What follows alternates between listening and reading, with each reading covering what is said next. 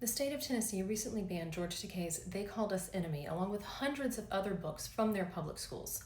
Let's talk about it. Takei was only 4 years old when, at the start of World War II, FDR signed Executive Order 9066, ordering all Japanese Americans on the West Coast, approximately 125,000 people, to be rounded up with no charge, no trial, no due process. Something you've probably been seeing a lot in the news lately. Attorney General Francis Biddle said there was no reason for a mass relocation. FBI Director J. Edgar Hoover said that it reflected hysteria and a lack of judgment, but they did it anyway.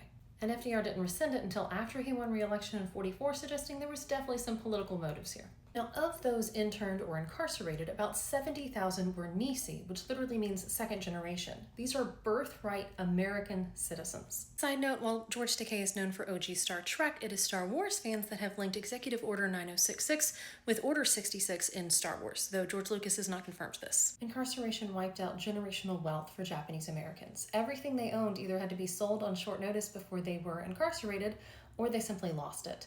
It's estimated they lost about $500 million worth of property because of incarceration. After the war, Takei notes that many of his parents' generation refused to discuss incarceration any further, fearing that it would traumatize their kids. They didn't want to burden their kids with that. But he says, "My father was one of the few people of this generation that talked to me and my brother and sister about the internment.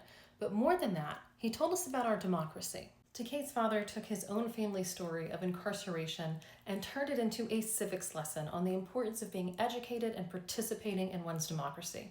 And when Congress held hearings on Japanese incarceration, Takei showed up to testify.